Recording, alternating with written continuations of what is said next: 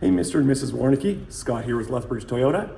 I want to make you a walk-around video on your new vehicle because I'm not sure if your wife Rick is going to make it in today. I know you're going through some stuff right now, so I'm going to kind of go through the process of what I'll show you, Rick, when you're here. And you know what? If your wife comes, actually, this could be just something I can send you as a refresh. Anytime you want to view it, if you want to go over any features again. So this is going to be a long video and skim through as needed, but I'm going to do a sweep around the exterior, pointing out the features and what they do, and then I'll go on the interior showing off some things, starting with the cargo, back seat, and then the front. So starting in the front here, this is the XLE Premium trim, which is the first trim level with LED fog lights. You do get the projector LED premium headlights. You get the Park Sense, not the Park Sense, sorry, the Toyota Safety Sense 2.5, and that means it has adaptive cruise with active braking, just like what your current vehicle has. So there's a sonar instrument behind here that you got to make sure this is clean. So if you've got any warnings on the dash saying that pre-collision disabled or adaptive cruise disabled, check this, make sure that's clean. And as well as there's a camera up here that helps with your lane trace and lane center. So make sure that's clean as well. The Toyota Safety Sense 2.5, that's the adaptive cruise, active braking, lane departure, blind spot monitors, automatic high beams, and I think Bluetooth's even part of that because that's part of safety as well. We already put the nice winter tires on, and I have the stack of summers here. So when you're here, I want to give the option of either storing them at our dealership. I believe that's $65 a season, so $130 plus tax if you wanted to keep them stored here. If not, I can load them up and you can take them home as well. In the back cargo area is a block heater cord that will plug into this. And that block heater cord, you can plug into an extension cord or straight into your house outlet.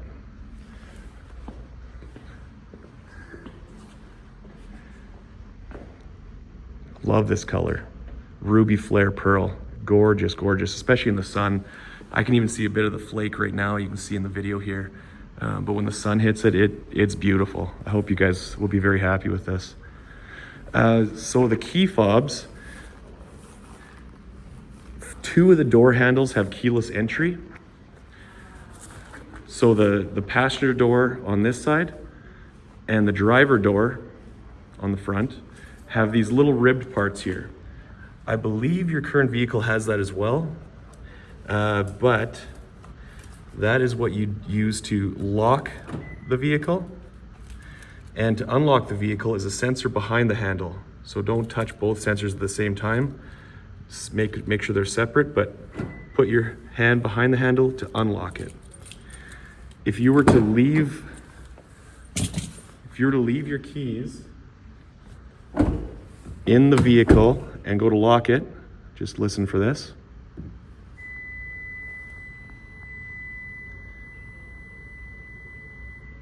That long beep is warning you and telling you to not leave yet because your vehicle's not locked and there must be keys inside.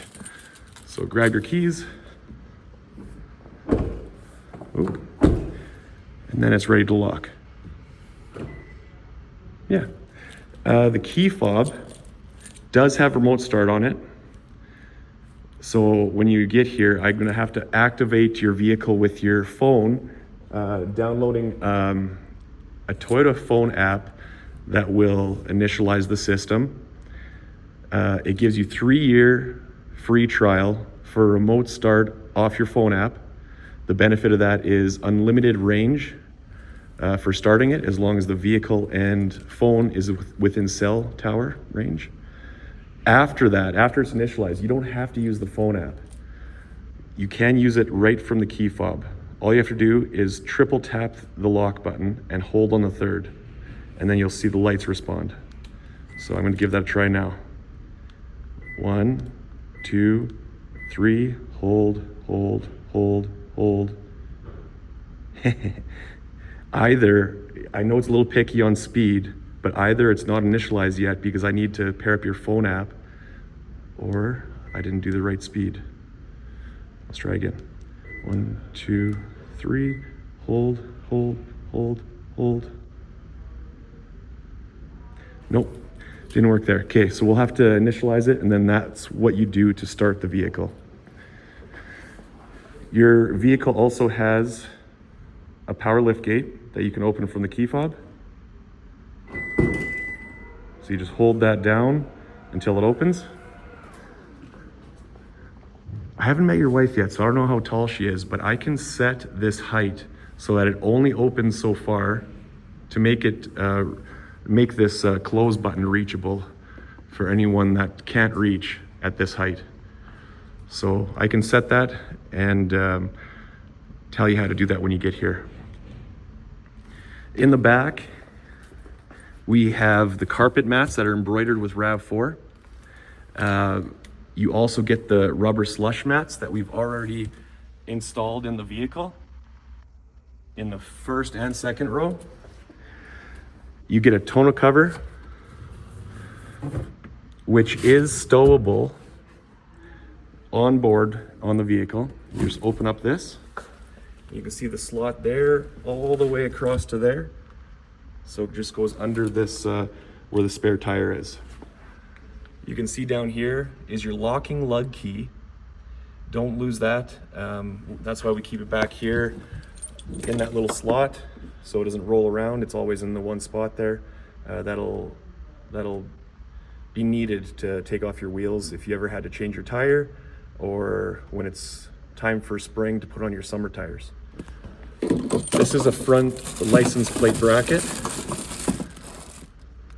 So whether your wife wants to put "I love my husband" license plate on the front, or if you move back to, I think you said you're from British. Did you say that? Shoot, I forget now, Rick, sorry.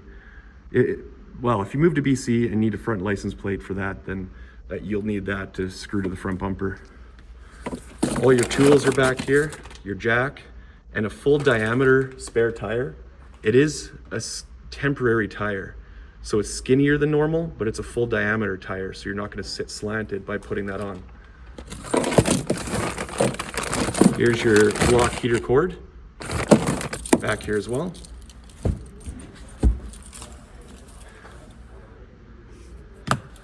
Oh, I'll get a rag and I'll clean this for you. You have a 12 volt back here if you had a cooler and wanted to plug it in. And that covers everything in the back there. You also have the 60-40 split to lean them down. You lift that lever there and it'll flop down.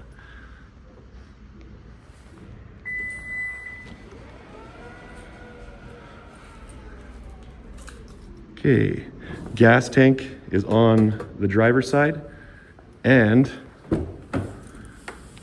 there's a button right there to open it. So it's lockable from the inside and no one can get in. Oh.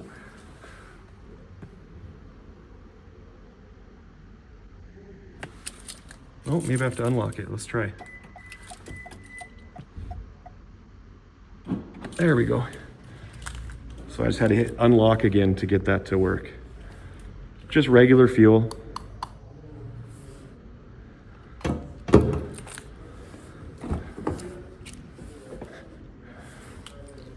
I like that the RAV4s always give you this scuff plate on the front and back. That's standard.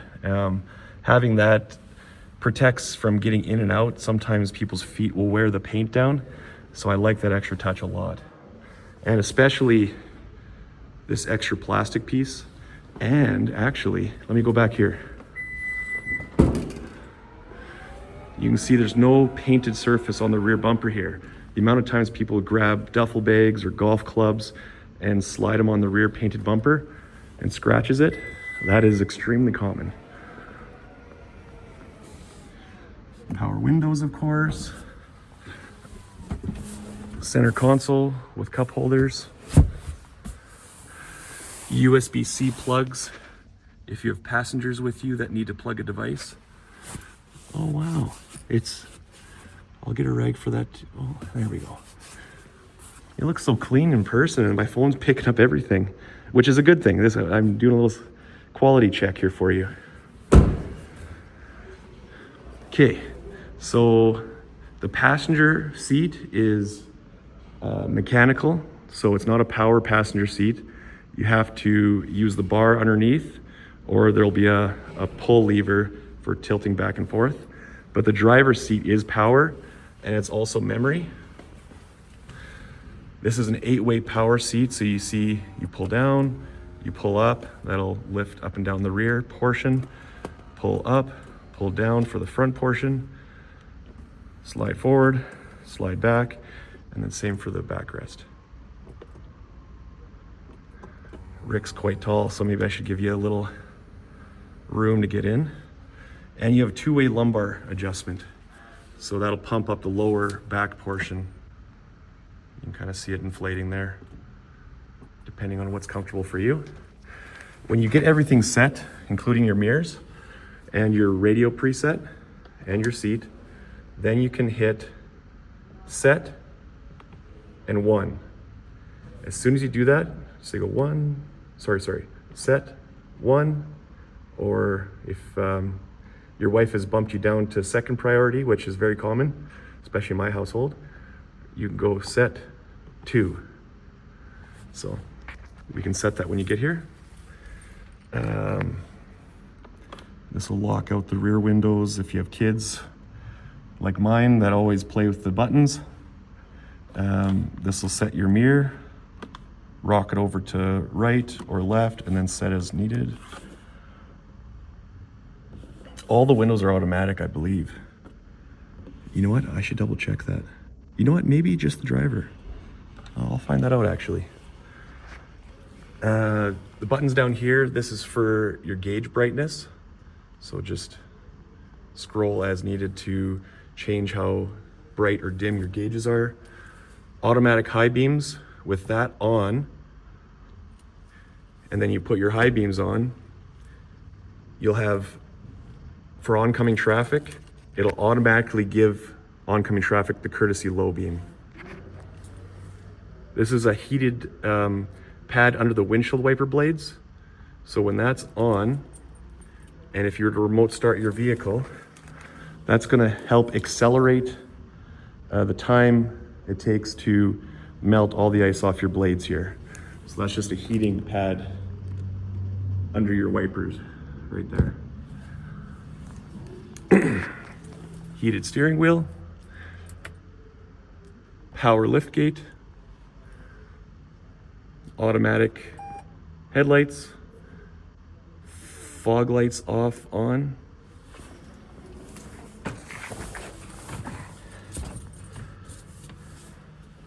Push start button. So once you get in the vehicle, you just put your foot on the brake and hit the button to start the engine. I don't want to do that inside the delivery bay right now. Don't want any carbon monoxide. So let's click that. One more time. And everything will light up. I believe a lot of this will be familiar from the vehicle you already have. You can see there's your cruise control. Actually, I'm trying to remember if your vehicle has the cruise control toggle down here or if it's on the steering wheel. I think it's on the steering wheel on yours, I'm pretty sure.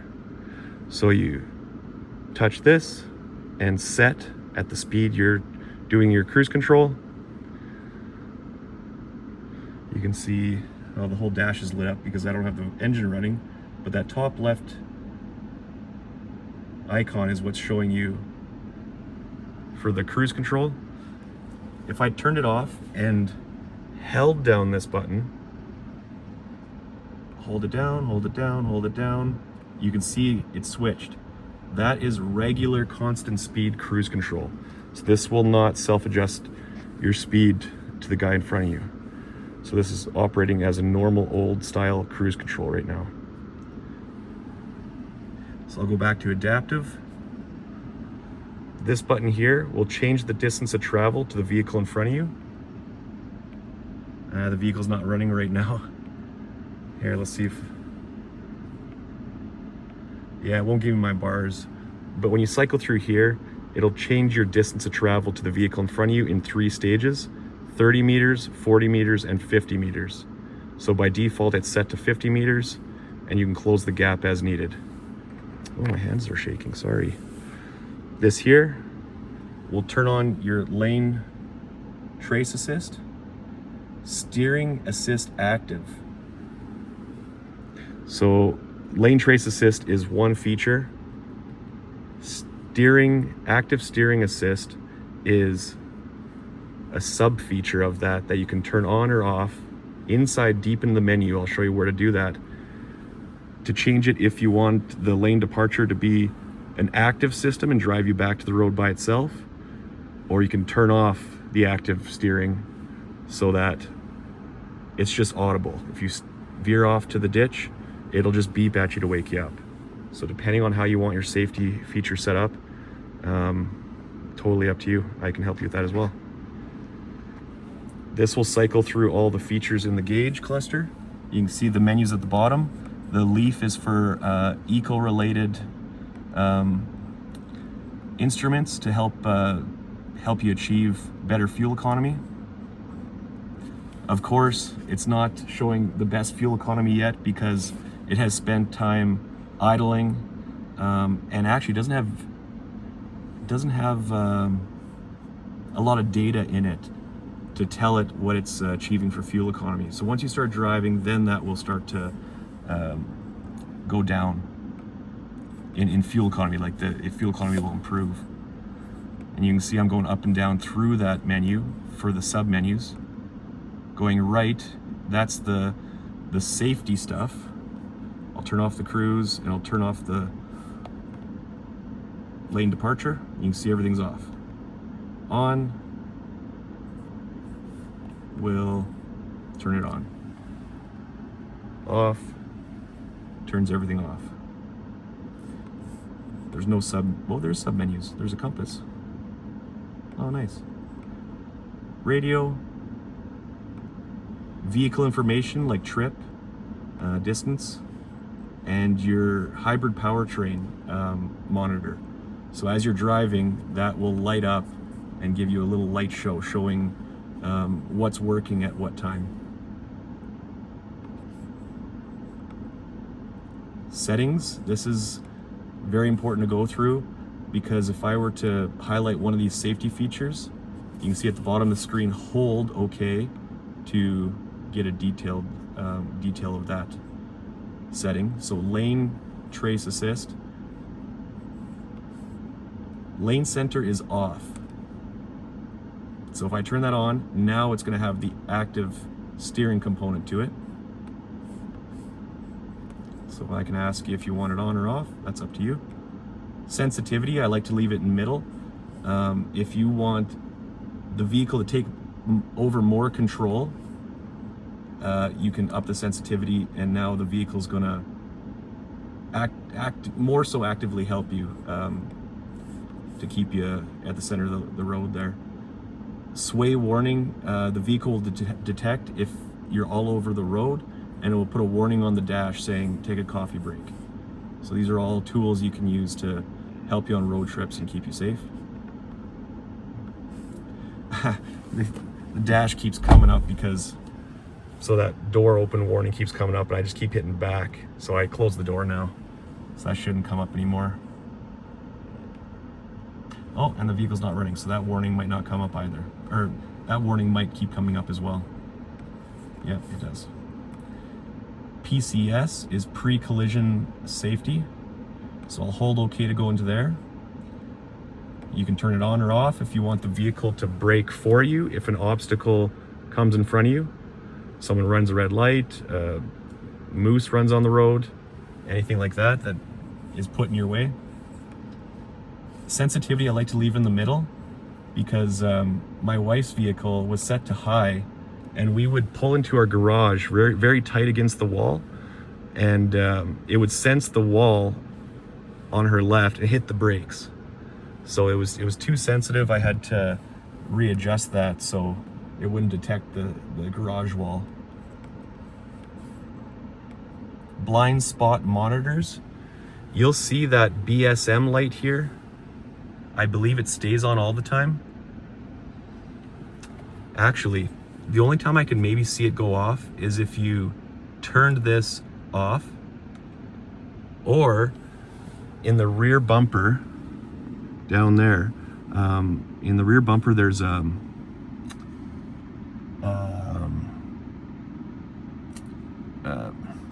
like a sensor that will sense traffic beside you, and that sensor behind the bumper is what detects traffic beside you to turn on that blind spot monitor. If there's a lot of dirt or mud or snow on the side that obstructs it, then maybe that light would go off then. But that is a normal light. All the other ones are not normal unless the vehicle's not running like it is right now. But with it running, you'll still see BSM. That's not a warning light. That's just telling you that that's active. I can still hold OK and go deeper into the menus, change the sensitivity, and even the brightness of it.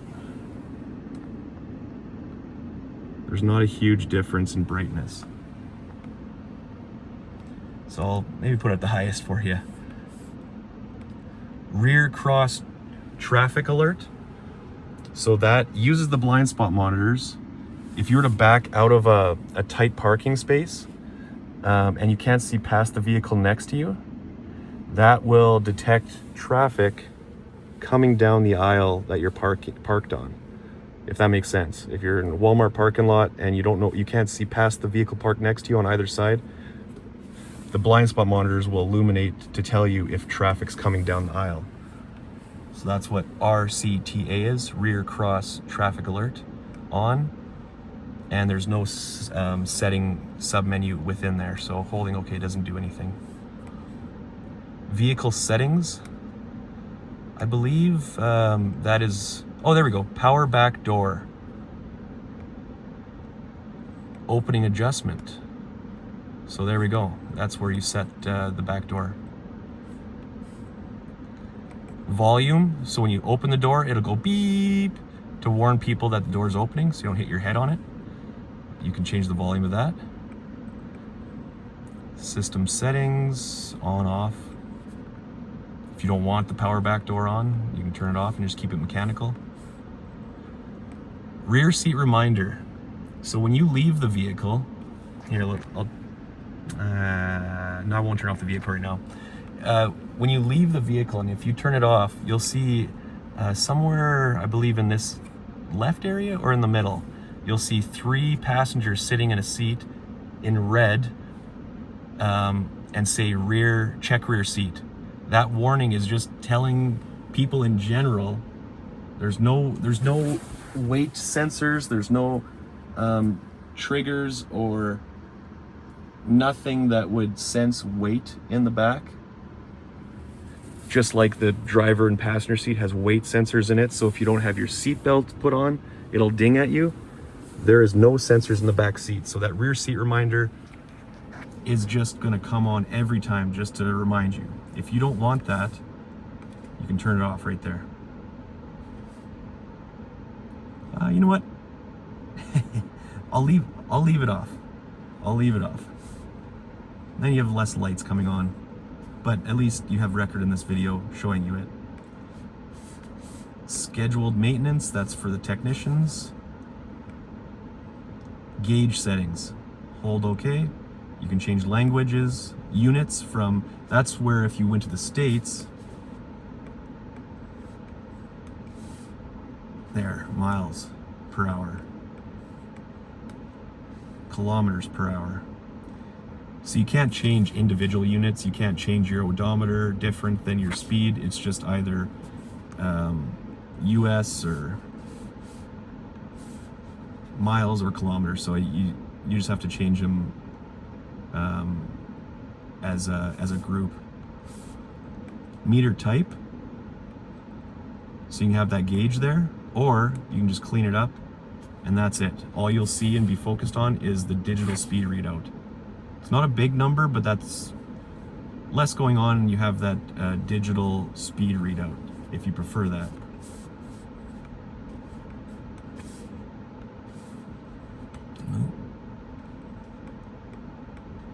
This is just an EV indicator, which is on up here.